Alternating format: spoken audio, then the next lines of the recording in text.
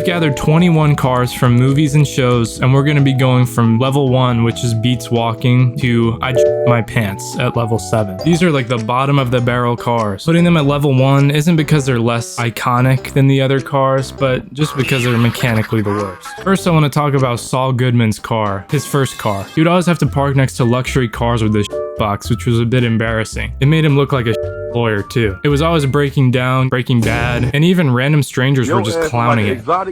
I was always impressed that he peeled out whenever he drove anywhere. Not because it was fast, but just because it didn't blow up. The next car at level 1 is Ricky's Chrysler New Yorker from Trailer Park Boys. This dude is married to this car, but holy moly, it's a piece of crap. If you haven't watched the show, all you need to know is that people literally call this the shipmobile. The paint job is very interesting, or lack thereof, always full of garbage or has garbage on top of it, but at least it makes for a good hairdryer. For the last one under level 1, we have the golf cart from Regular Show. I know it's not a car, but it had to be mentioned. This thing is so fucking bad that it's almost good. Even though it's always blowing up or something, it always manages to come back to life somehow. And although it's at tier 1, it has literally ended up in space before, which I don't think I can say for any of the other cars on this list. Level 2 is usually drives. The first car under level 2 is Mr. Bean's Mini Cooper. He's always managing to whip it through roundabouts, juking that one Reliance ankles without tipping over, and then parking it perfectly. I'm surprised that thing is still running after all that. I know I said it's at level 2, but trust me, some of these cars get kind of crazy. The second car under level 2 is the Bluesmobile. The Blues Brothers drove around in this decommissioned police car. It's definitely a step up from the Mobile, but its drivability is hanging on by a thread. If someone flips off this car, it might fall apart. I'm putting this at the same level as Mr. Bean's car just because of the chase they got into where all the cops got piled up. That was badass. Honestly, I might have to take back what I said about the drivability because look at this power slide. Peter Griffin's station wagon. I don't know how Peter Griffin managed to pull Lois while driving this Ford Country Squire. It's literally a wooden box with wheels. This car is painfully boring, but maybe if he knew how to reverse with a trailer, I would like it more. It's only at level 2 because it looks somewhat comfortable and has survived a lot of but it is a very boring car. At level 3, we have the chill cars. The first car we have under level 3 is Scooby-Doo's van. Whether you're solving a murder mystery or just getting faded and eating a bunch, the mystery van is the best place to do it all. I've always thought that the Scooby-Doo mystery van looked super comfortable. It would be a really fun car to haul your friends around in. I think most of all, I like the paint job. Definitely would add this to the collection. Towmater is a choice from my personal collection. He's super chill and very reliable. He also happens to be good at almost anything he does. I think Tokyo Drift Mater would be higher on the list, but Classic Mater is a solid, chilled truck. Also, he can reverse faster than almost any other car on this list. The Dumb and Dumber dog car. It's basically just a chill monstrosity on wheels. It's got floppy ears, a wagging tail, and all of the stains you would expect. Although it's very terrifying, I like it. I think furries would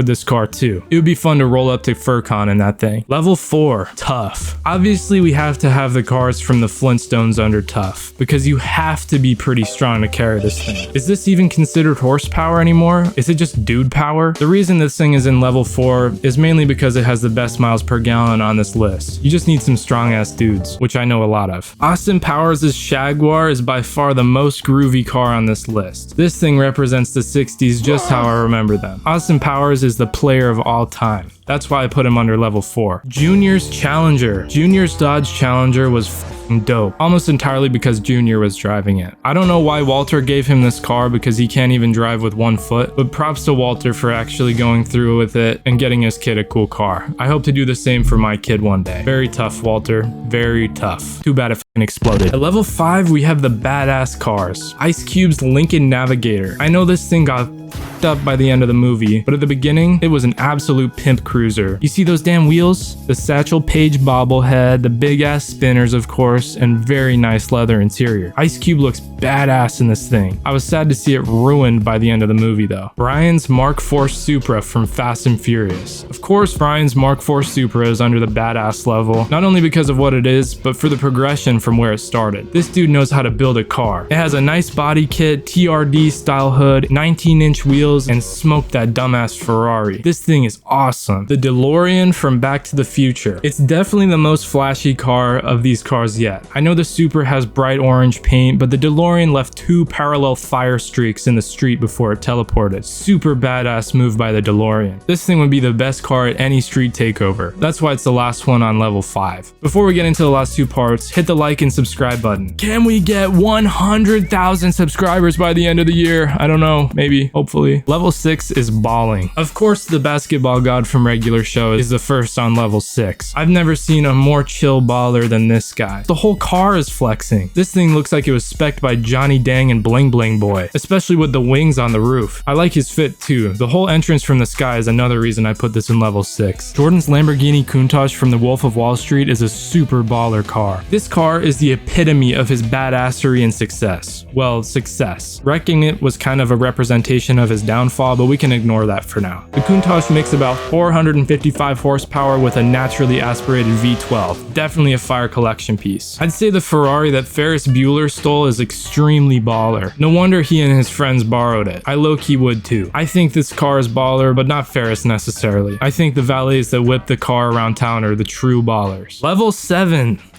My pants. The first car under level 7 is Batman's Tumbler. I would absolutely myself if I saw, heard, or got to drive this car. They're not insanely fast, but they're just so cool. They make about 500 horsepower with a Chevy V8, but they're just super heavy. I'm not sure if you could actually destroy this thing either. Super cool car. James Bond's Aston Martin is definitely a car that I would not want to my pants in, but I might have to. This car has twin front-mounted machine guns, rotating license plates, an oil slick dispenser, a rear smoke screen to get away from the bad guys, ejector seats for whatever reason you might need ejector seats for, a bulletproof shield, and a hidden tracking device showing this place. I would definitely crap myself. This car is so cool and so good looking. I would definitely not want to scratch this thing, so I probably wouldn't even drive it if I had the chance to. And for the very last one on this list, we have Optimus Prime. I would absolutely soil my pants